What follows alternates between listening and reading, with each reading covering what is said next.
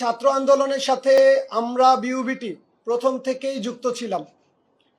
আমাদের বিউবিটির দুইজন ভাই বৈষম্য বিরোধী ছাত্র আন্দোলনে শহীদ হয়েছেন। আমরা বৈষম্য বিরোধী ছাত্র আন্দোলনের ছাত্রদের পক্ষ থেকে আমাদেরকে সর্বোত্তক সাহায্য করার জন্য বাংলাদেশের সকল ডাক্তারবৃন্দকে ধন্যবাদ জানাচ্ছি। আমরা যেহেতু মিরপুরে অবস্থান করছি, আমাদের মিরপুর 10 এবং তার সংলগ্ন যতগুলি হাসপাতাল আছে, আমরা প্রত্যেকটা হাসপাতালে ধন্যবাদ জ্ঞাপন করে তাদেরকে শুভেচ্ছা জানিয়ে এসেছি আমাদের পাশে থাকার জন্য। তারই প্রেক্ষিতে বলতে চাই, আমাদের কোনো ছাত্র ভাই কোনো ডাক্তারদের সাথে খারাপ ব্যবহার করেছে এটা আমরা বিশ্বাস করি না, এবং আমরা ডাক্তারদের উপর যে হামলা হয়েছে বা তাদেরকে যে হেনস্থা করা হয়েছে এটার তীব্র নিন্দা জানাই। আমাদের আজকের এই প্রেস বিজ্ঞপ্তিটা বিষয় হচ্ছে ঢাকা মেডিকেল কলেজে চিকিৎসা অবহেলার শিকার হয়ে আহসানুল ইসলাম দীপ্তর মৃত্যু।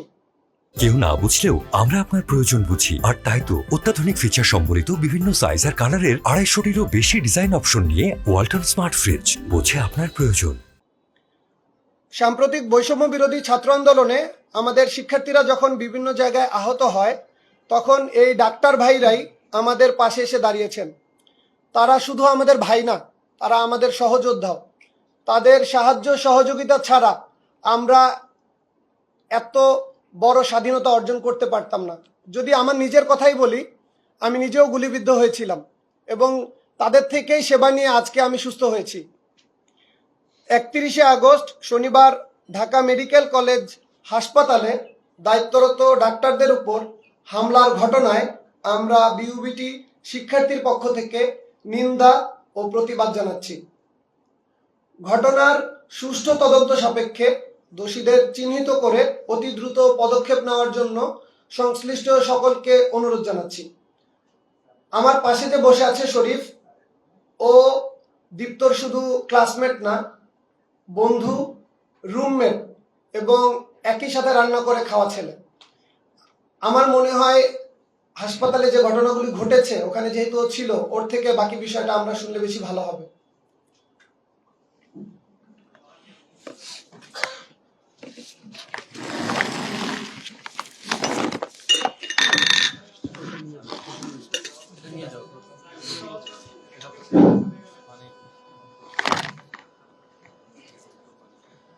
আসসালামু আলাইকুম। আমি এমডি শরীফুল ইসলাম শরীফ,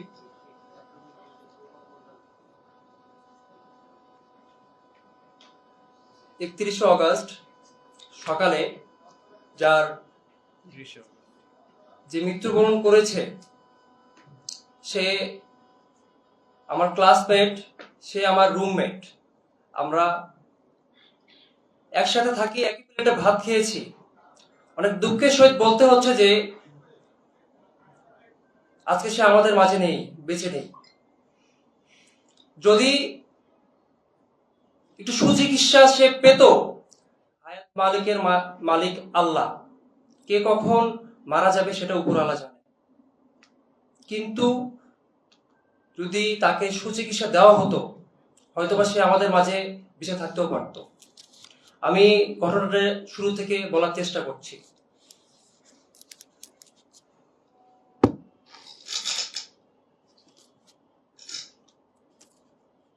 30শে অগস্ট শুক্রবার সন্ধ্যায় দীপ্ত বের হয়। তার ভাষ্যটি এমন ছিল যে, শরীফ আমি আসবো, আমার আসতে একটু লেট হবে। কিন্তু আসলে উপলব্ধি করতে পারিনি যে তার এত লেট হয়ে যাবে যে সে আর কখনোই ফিরে আসবে না, আমাদের মাঝে কখনোই ফিরে আসবে না।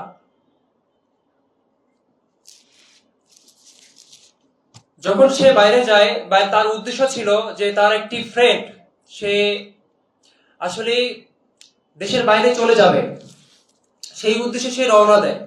এরপর সারা রাত দীপ্তর সাথে কথা হয়নি।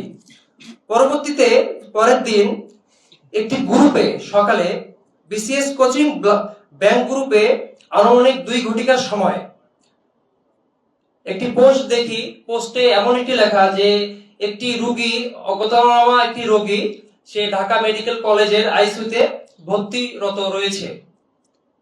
আমরা সেটি খবর পাওয়ার পর তার উদ্দেশ্যে রওনা দেই, ঢাকা মেডিকেলের উদ্দেশ্যে রওনা দেই। আমরা আসলে মেট্রো রেলে করে রওনা দিই, আমরা শাহবাগে নামি।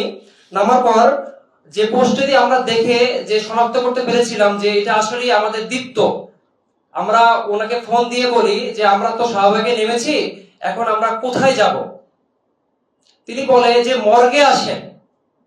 আসলে এই কথাটা যে শুনতে হবে যে সে আর নেই, যে আমরা তখন পর্যন্ত জানতাম না যে সে আসলে আমাদের মাঝে নেই। আমাদের আসলে আমরা যারা রওনা দেই প্রথমে, যে আমাদের যে মানে কি বলবো, আমরা তার মুখে দিয়ে শুনতাম যে তার ফোন কেন বন্ধ, সে কেন আইসিইউতে ভর্তি, কেন এমন একটা বিজ্ঞপ্তি ওখানে দেওয়া হয়।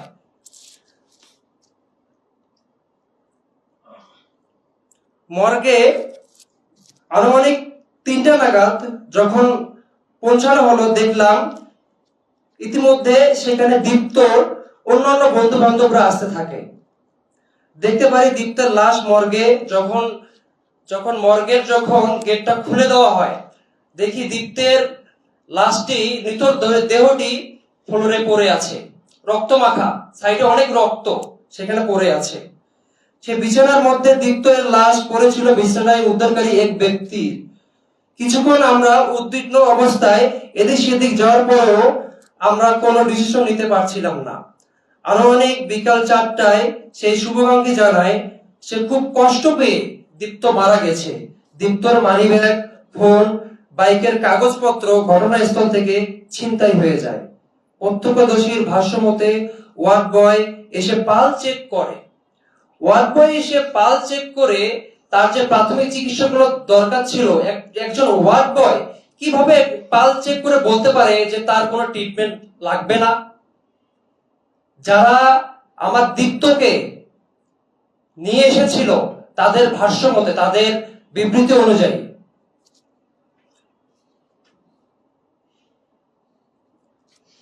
যখন আমরা তাদের যে ভিকটিম যারা ওখানে ছিল তাদের যখন ভাষ্য মতে যখন আমরা শুনি, তখন যে আসলে ওই সময় কর্মরত কারা ছিল, কোন ডক্টর ছিল, কোন নার্স ছিল, কোন ওয়ার্ড বয় ছিল, যে আসলে সেটার জন্য রেজিস্ট্রি খাতা দেখতে চাইলে, আমরা যখন কর্তৃপক্ষের কাছে যাই রেজিস্ট্রি খাতা দেখতে চাইলে উপস্থিত জনতার ভিড়ে হাসপাতালের কর্তৃপক্ষ থেকে এক পর্যায়ে রেজিস্টার খাতায় দেখানো হয়, তখন 29 তারিখ ও 31 তারিখে নথিপত্র পাওয়া যায়, কিন্তু 30 তারিখের কোনো নথিপত্র আমাদেরকে দেখানো হয়নি, রেজিস্টার বুকে কোনো ছিল না।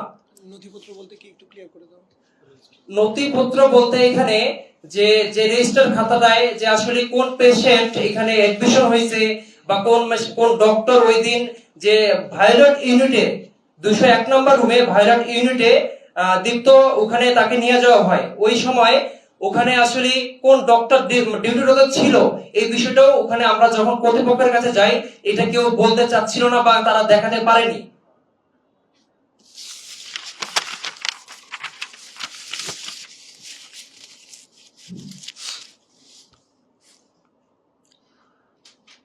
আনুমানিক বিকাল 5টায় ডিএমসি মহাপরিচালক এই রুমে আলোচনা করা হয় যে কেন দীপ্তের সুচিকিৎসা দেওয়া হয়নি।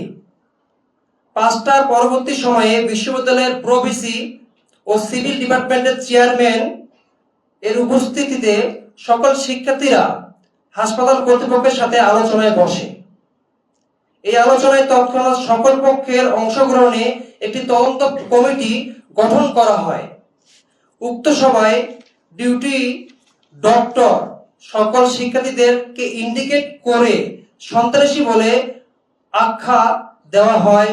সাময়িক কিছুক্ষণের জন্য উত্তপ্ত বাক বিনিময় হয়।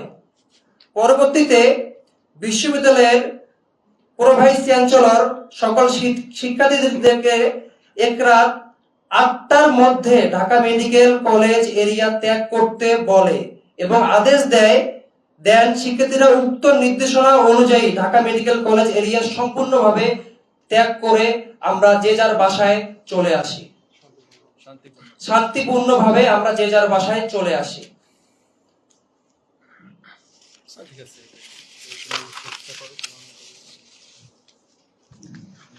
আমার একটাই কথা থাকবে যে আজকে আমার ফ্রেন্ড, আমার সে রুমমেট, সে মারা গেছে। কেন মারা গেছে? সে একটা অজ্ঞত একটি যদি এক্সিডেন্ট করে একটি রোগী যদি আসে মেডিকেলে, তার কি সে কি চিকিৎসা পাওয়ার যোগ্য নয়? অবশ্যই সে চিকিৎসা পাওয়ার যোগ্য। যারা যে ভিকটিমরা ওখানে ছিল তারা নিজে তার রেসপন্সিবিলিটি নিতে চাচ্ছিল যে আপনারা যা করা দরকার তাই করেন। আমার ফ্রেন্ড কেন 7 থেকে 8 ঘন্টা তাকে চিকিৎসা দেওয়া হয়নি?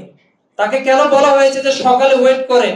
যারা ওকে রিসিভ করে নিয়ে যায় তাদেরকে এক জায়গা থেকে অন্য জায়গায়, ডক্টরকে গেলে ডক্টর নার্স নাই, ডক্টর নাই, একজন ফ্লোর বয় এসে, ওয়ার্ড বয় এসে তাকে ট্রিটমেন্ট দেয়। আসলে এর শেষ কোথায়? ঢাকা মেডিকেল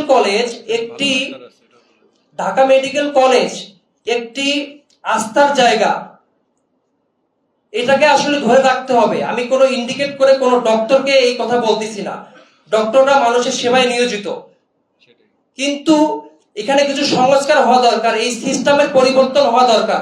আজকে আমার ফ্রেন্ড মারা গেছে, কালকে আপনার ভাই মারা যাবে। আসলে এটা একটা সুষ্ঠু তদন্ত অনুযায়ী আমার ফ্রেন্ড যে বিনা চিকিৎসায় মারা গেছে, আমি এটার বিচার চাই। জি, আপনাদের প্রশ্ন পর্ব নেওয়া হবে, একটু শেষ করি আমরা। আমাদের কিছু দাবি আছে, এরপরে আমরা প্রশ্নগুলি নেই। জি জি জি জি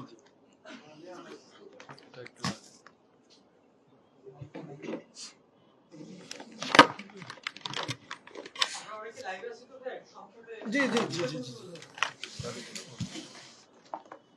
এটা মাইকটা মাউথপিসটা দেন, আমি এটা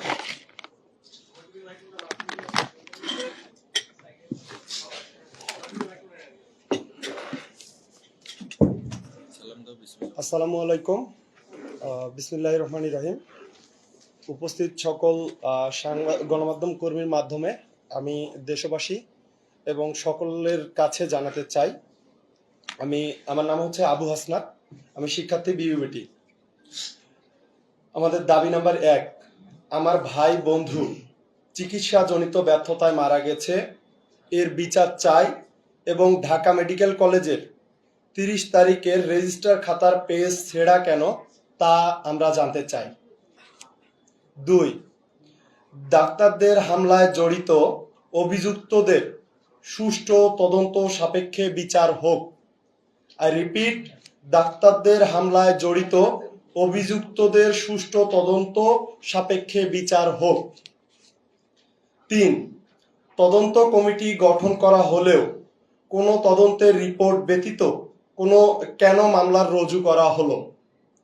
এজাহারে যে শিক্ষকের নাম উল্লেখ করা হয়েছে, এই নামে কোনো শিক্ষক বিইউবিটিতে নেই।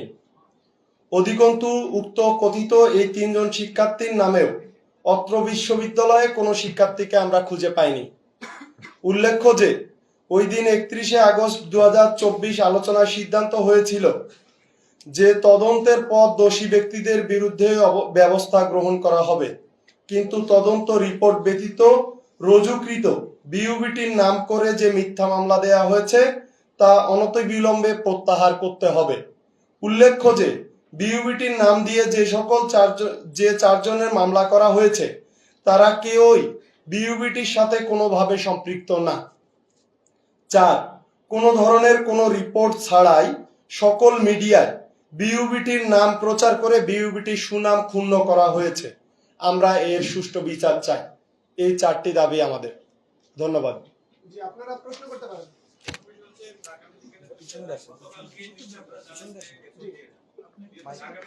মাউথপিসটা নেই, একটু ওই বড়টা দিলে হবে।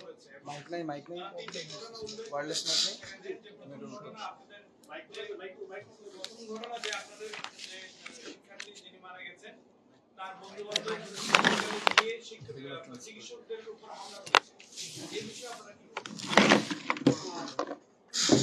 বিষয়টা হয়েছে আমাদের সাথে ডাক্তারদের সাথে কোনো মারামারি হয়নি। ডাক্তারদের সাথে আমাদের উত্তপ্ত বাক্য বিনিময় হয়েছে।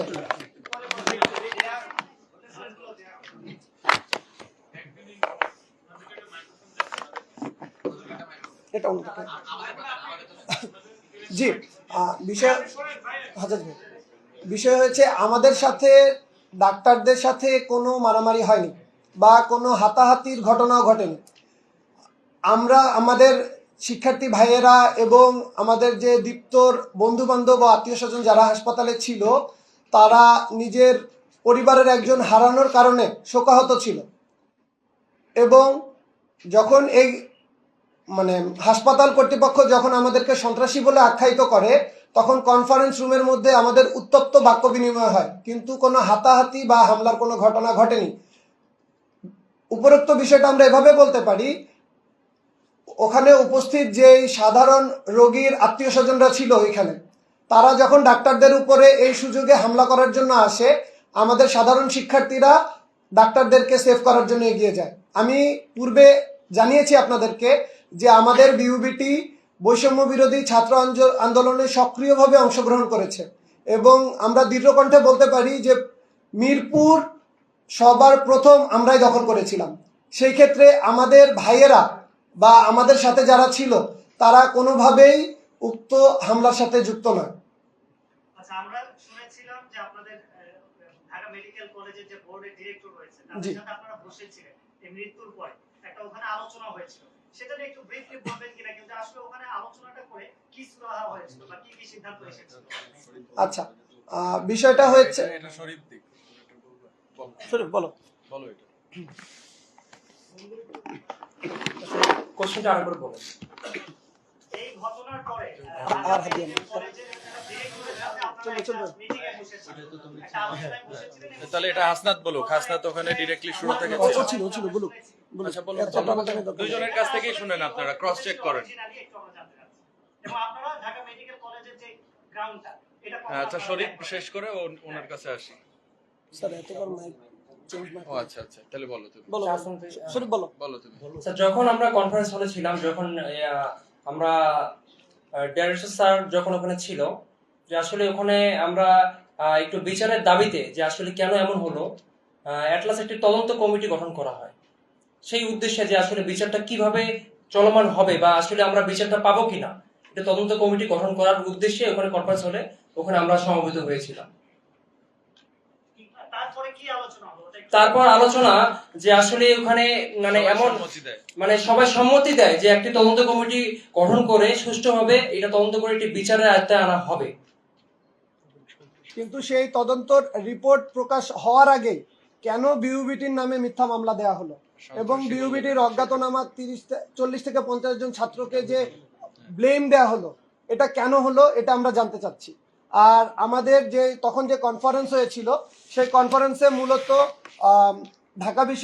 ঢাকা মেডিকেলের যিনি মহাপরিচালক ছিলেন উনি ছিলেন, আমাদের প্রভিসি স্যার ছিলেন, আমাদের টেক্সটাইল ডিপার্টমেন্টের চেয়ারম্যান স্যার ছিলেন, তারা বসে সিভিল ডিপার্টমেন্টের চেয়ারম্যান স্যার ছিলেন, স্যাররা একসাথে বসে, আমাদের সাধারণ ছাত্ররা ছিল, দীপ্তর আত্মীয় স্বজন ছিল এবং ডাক্তাররাও ছিল। সো সেখানে যে কনফারেন্সটা হয়, কনফারেন্সটার মূল বিষয় ছিল দুইটা। একটা ছিল যে দীপ্তর আমরা হত্যাকাণ্ড বলবো, কারণ এখানে আমরা সুষ্ঠু চিকিৎসা পাইনি। সো দীপ্ত হত্যাকাণ্ডের সাথে কারা জড়িত বা কেন সে সুষ্ঠু চিকিৎসা পায়নি, এটার জন্য একটা তদন্ত কমিটি গঠন করা হয়েছে এবং উক্ত তদন্ত কমিটি এটাও তদন্ত করবে যে ডাক্তারদের উপরে যে হেনস্থা হয়েছে সেখানে মূলত কারা জড়িত ছিল। আমরা যে ভিডিও ফুটেজগুলি দেখেছি সেখানে যতগুলি মানুষ দেখা গেছে, আমি শিক্ষার্থীর কথা উল্লেখ করব না, কারো গলায় কোনো আইডি কার্ড ছিল না। সো সেখানে কিভাবে শুধুমাত্র বিউবিটির নাম উল্লেখ করা হলো? এবং আপনারা ওই গ্রাউন্ডটা কখন পরিত্যাগ করেন এবং এটার ফাইনালি আপনারা যে মিটিংটা করছেন, এটার ফাইনাল ডিসিশনটা কি? এটা আমরা লিখে দিয়েছি। জি, আমরা আমাদের ইসের একদম লাস্ট লাইনে ছিল যে আমাদের প্রভিসি স্যার যখন আমাদেরকে আদেশ করেন যে আমরা যেন এখান থেকে চলে আসি, সবচেয়ে বড় বিষয় হচ্ছে যে যখন আমরা মিটিং করছিলাম কনফারেন্স হলে, তখনই দীপ্তর পরিবার দীপ্তর লাশটি গ্রহণ করেন, যার মানে আমাদের কনফারেন্স শেষ হওয়ার আগে দীপ্তর লাশটি হাসপাতাল ত্যাগ করে এবং আমরা আনুমানিক রাত 8টার দিকে আমাদের সকল শিক্ষার্থী শান্তিপূর্ণভাবে ঢাকা মেডিকেল হাসপাতাল ত্যাগ করে। জি। কয়েকটা প্রশ্ন আছে। জি জি জি, বলেন জি, আপনি। বলেন। প্রথম প্রশ্নটি হলো যে আপনারা বলছেন যে 30 আগস্ট বৃত্ত বের হয়ে যায় এবং আপনারা পরের দিন দুপুর 2টায় কোন একটা গ্রুপে, ফেসবুক গ্রুপে দেখতে পান যে তিনি আইসিইউতে আছেন। জি জি জি হ্যাঁ, তিনি যখন আইসিইউতেই আছেন, আপনারা আবার আরেকটি লাইনে লিখছেন যে সেখানে একজন ওয়ার্ড বয় তাকে তার পালস চেক করে এবং টাকার বিনিময়ে অক্সিজেন দিতে চাইছে। তাহলে আইসিইউতে যখন নিয়ে হইছে তখন আবার ওয়ার্ড বয় তাহলে টাকার বিনিময়ে অক্সিজেন কিভাবে দিতে চাইলো? প্রশ্ন 1। আমি এটার উত্তর দিয়ে নেই, উত্তর একটা একটা করে দেই। জি, আচ্ছা, ঠিক আছে। বিষয় হয়েছে আমরা যে তথ্যটা দেখেছি সেটা একটা ফেসবুক গ্রুপে, কোনো অথেন্টিক ইনফরমেশন না। আমরা গিয়ে তার লাশটা মর্গে পাই এবং প্রত্যক্ষদর্শীরা বলেছেন তাকে জরুরি বিভাগেই ফেলে রাখা হয়েছিল এবং আমাদের কাছে যে ভিডিও ফুটেজ আছে সেখানে দেখা যাচ্ছে যে দীপ্ত এভাবে মাছ ফুটেজটা যেমন আপনারা লাফায়, চেক করেন। দীপ্ত ফুটেজটা এভাবে কোথায় লাফাচ্ছে, আছে ওটা কিন্তু দেখেন। তাকে কোনো অক্সিজেন বা কোনো সাহায্য সহযোগিতা করা হয়নি। কে বা মানে কোনো একজন ব্যক্তি ওই গ্রুপে পোস্ট করার কারণে আমরা দেখতে পেয়েছি যে হ্যাঁ আমরা এই ছাত্রটাকে চিনি, সে আমাদের ভাই, কিন্তু আমরা আসলে অথেন্টিক কোনো নিউজে জানি না যে সে আইসিইউতে ছিল না কোথায় ছিল, আমরা যাওয়ার পরে জানতে পেরেছি। আচ্ছা, আরেকটা বিষয়, জি আপনারা বলছেন যে 30 তারিখে কোনো নথিপত্র পাওয়া যায়নি। জি হ্যাঁ, কিন্তু বাংলাদেশ মেডিকেল কমিউনিটি নামে একটি গ্রুপ থেকে বলা হচ্ছে তাকে রাত্রি 12টার সময় অজ্ঞাতনামা কিছু ব্যক্তি হাসপাতালে ভর্তি করে। যদি রাত্রি 12টাই হয়ে যায় তাহলে আপনারা 30 তারিখে নথিপত্র কেন চাচ্ছেন? আপনারা তো 31 তারিখে নথিপত্র দেখতে পারেন। বিষয় হচ্ছে 30 তারিখ হোক আর 31 তারিখ হোক, আমাদের দরকার ছিল যে ওকে রাত 10টা বাজে ঢাকা মেডিকেলে নেওয়া হয়। ভাই আমি আপনার কোশ্চেনের অ্যান্সারটা দিচ্ছি। ওকে রাত 10টা বাজে ঢাকা মেডিকেলে নেওয়া হয় এবং সে পরবর্তী দিন ভোর 6টা বাজে মারা যায়।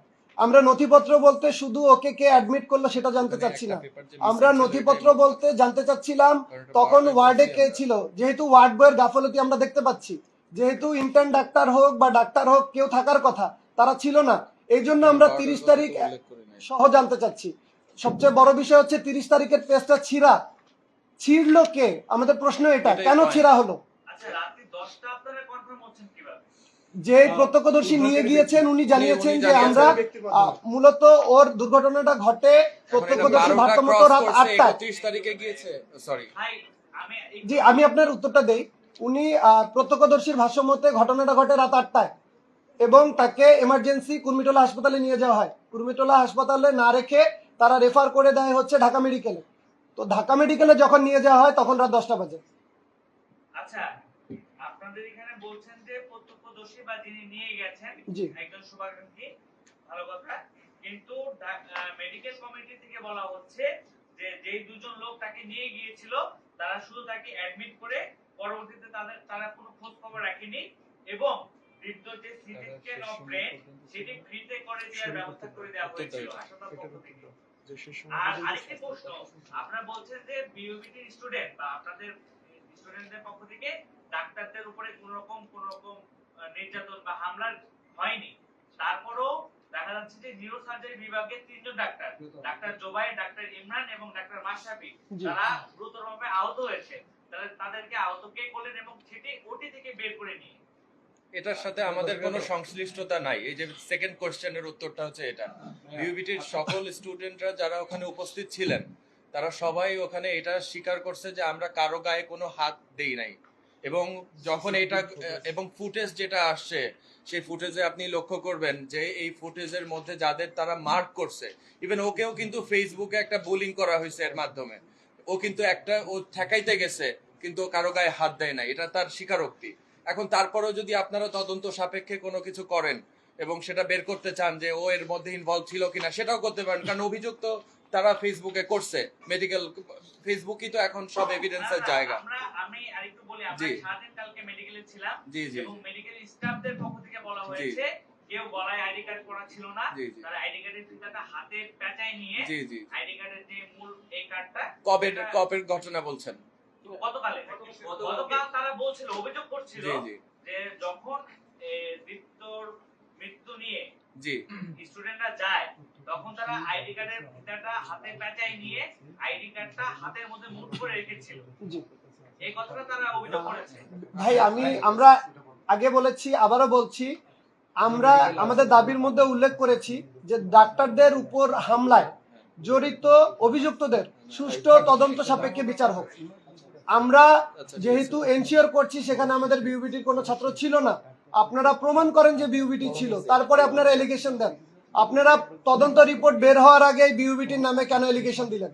আমাদের বিউবিটির ছাত্ররা যে ডিফেন্ড করতে গিয়েছিল সেটার প্রমাণ আমাদের কাছে আছে। আপনারা যেহেতু এলিগেশন দিচ্ছেন, এলিগেশনের প্রুফ দেন আমাদেরকে। আইসিইউতে সিসিটিভি আছে আমরা জানি, এবং লবিতেও, হাসপাতালের লবিতে সিসিটিভি আছে জানি। তাহলে আপনারা সেগুলি বের করেন, বের করে দোষীদের সাব্যস্ত করেন। আমরা তো বিচার চাচ্ছি ভাই। কিন্তু আইসিইউ বা আপনারা যে সিসিটিভি বলছেন জি। সেগুলো ভাঙা, তারা বলছে এগুলো ভেঙে ফেলা না, হয়েছে। ভেঙে গেলে স্টোরেজ থাকে। একটা সিসিটিভি ভেঙে ফেলা হলে তার স্টোরেজ থাকে। আপনারা তদন্ত করেন।